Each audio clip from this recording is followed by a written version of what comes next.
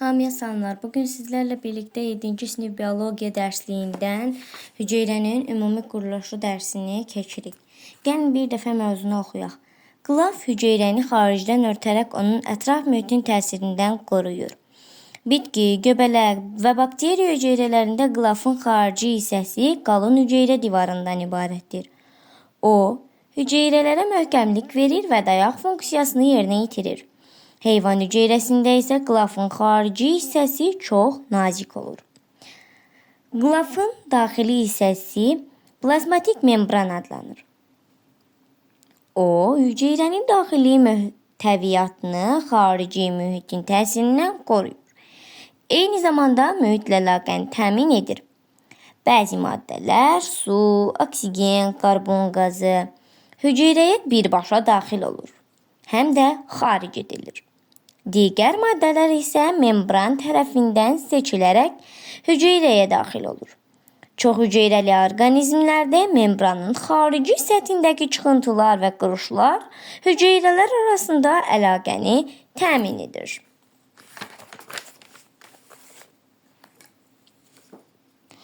Hüceyrənin daxili mühüyyatını həlməşik maddə olan sitoplazma təşkil edir.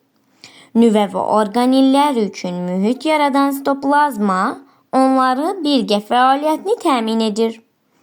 Orqanellər hüceyrənin daxilində xüsusi funksiyalar yerinə yetirən hissəciklərdir. Sitoplazma hüceyrədə baş verən çoxsaylı biokimyəvi reaksiyalar və proseslər üçün mühitdir. Bitki, heyvan və göbələk hüceyrələrində nüvə olur.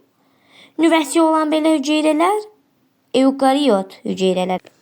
Bitki, heyvan və göbələk hüceyrələrində nüvə olur. Nüvəsi olan belə hüceyrələr eukariot hüceyrələr adlanır. Hüceyrənin nüvəsində irsi məlumat daşıyan hissəciklər xromosomlar olur. Nüvənin daxili maye mühiti nüvə şirəsi adlandırılır. Bakteriya hüceyrələrində isə nüvə olmur. Nüvəsi olmayan belə hüceyrələrə prokaryot hüceyrələr deyilir. Deməli mövzunu oxuduq. İndi isə öyrəndiklərinizi yoxlayına başlayaq. Verilmiş sözlərdən istifadə edərək cümlələri tamamlayın. Hüceyrənin daxili mühtəviyyatını həlməşik maddə sitoplazma hüceyrənin daxili mühtəviyyatını həlməşik maddə sitoplazma təşkil edir. Onun daxilində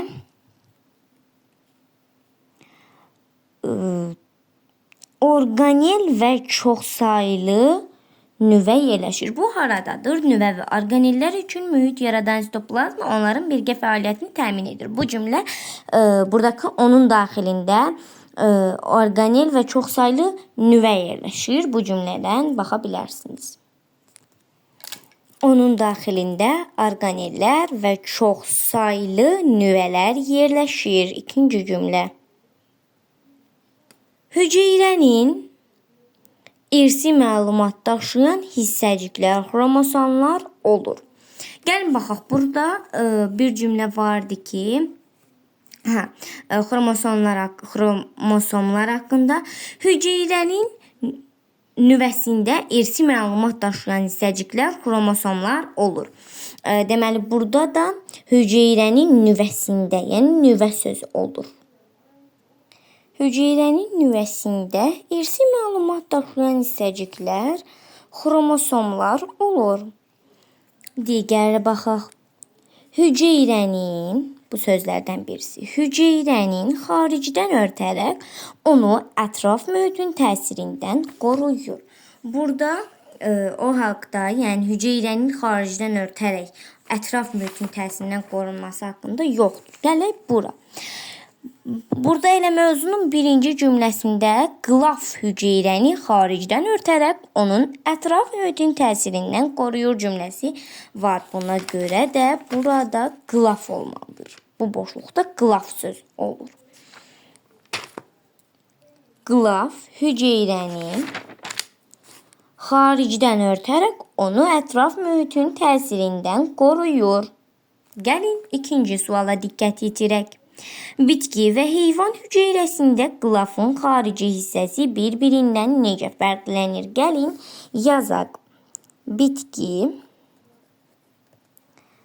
və heyvan hüceyrəsində qılafın xarici hissəsi bir-birindən necə fərqlənir? Əvvəlcə biz açıq bir buranı deməli baxaq. Bitki, göbələk və bakteriya hüceyrələrində qılafın xarici hissəsi qalın hüceyrə divarından ibarətdir. O hüceyrələrə möhkəmlik verir və dayaq funksiyasını yerinə yetirir. Heyvan hüceyrəsində isə qılafın xarici hissəsi çox nazik olur. Yəni bir-birindən ayırmaq üçün istifadə olunan isə burada deyilib ki, qılafın xarici hissəsini bir-birindən necə fərqləndirmək olar? Burada deyə bilərik ki, bitki hüceyrələrində qılafın xarici hissəsi qalın, heyvan hüceyrəsində isə qılafın xarici hissəsi çox nazik olur. Bu şəkildə yazıb gəlirik. Deməli, bitki hüceyrəsində qılafın xarici hissəsi qalın olur, heyvan orqanizmində qılafın xarici hissəsi çox incə olur. Və yaxud da çox nazik olur, incə və yaxud da nazik deyə bilinər. Baxaq indi buradan üçüncü suala. Cümlələrdəki yanlışlıqları taparaq onları düzgün ifadələrlə əvəz edin deyilib. Sitoplazma hüceyrənin möhtəviyyətini təşkil edən bərk maddədir deyilib. Burada biraz diqqətli olaq. Hüceyrənin daxili möhtəviyyətini həlməşik maddə olan, burada bərk yazılıb. Amma burada həlməşik yazılıb. Maddə olan sitoplazma təşkil edir. Deməli, burada səhv nədir? Bərk maddədir yazılıb. Amma burada həlməşik maddə olmalıdır. Deməli, sitoplazma hüceyrənin möhtəviyyatını təşkil edən bərk maddədir yox. Sitoplazma hüceyrənin möhtəviyyatını təşkil edən həlməşik maddədir olur. Gəlin ikinci cümləyə baxaq. Hüceyrə divarı özündə hüceyrənin irsi məlumatını saxlayır. Bu da səhvdir. Çünki burada diqqət yetirsək, hüceyrənin nüvəsində irsi məlumat daşıyan hissəciklər xromosomlar olur. Yəni, hüceyrənin nüvəsində irsi məlumat daşıyan hissəciklər xromosomlar olubdur deyilib. Amma burada hüceyrə divarı özündə hüceyrənin irsi məlumatlarını saxlayır. Yox, olmalıdır bizdə burada xromosomlar özündə hüceyrənin irsi məlumatlarını saxlayır olmalıdır. Gəlin yazaq. Deməli, ikinci cümlədə hüceyrə divarı özündə hüceyrənin irsi məlumatlarını saxlayır. Yox, xromosomlar özündə hüceyrənin irsi məlumatlarını saxlayır. Üçüncü cümləyə baxaq. Nüvə hüceyrənin daxili möhtəviyyatını təşkil edir. Düzgün deyil bu da. Çünki burada deyilib ki, hüceyrənin daxili möhtəviyyatını təşkil edən sitoplazma təşkil edir. Hüceyrənin daxili möhtəviyyatını sitoplazma təşkil edir. Burada isə yazılıb nüvə təşkil edir. Ona görə bu da səhv olur. Gəlin yazaq.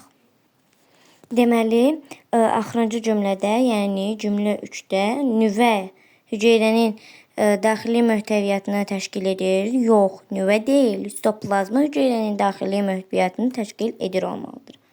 Bugünlük bu qədər. Sizlərlə birlikdə hüceyrənin ümumi quruluşu mövzusunu keçdik və tapşırıqları öyrəndiklərinizi yollayındakı tapşırıqları da elədik. Gələn dərsdə görüşənədək sağ olun.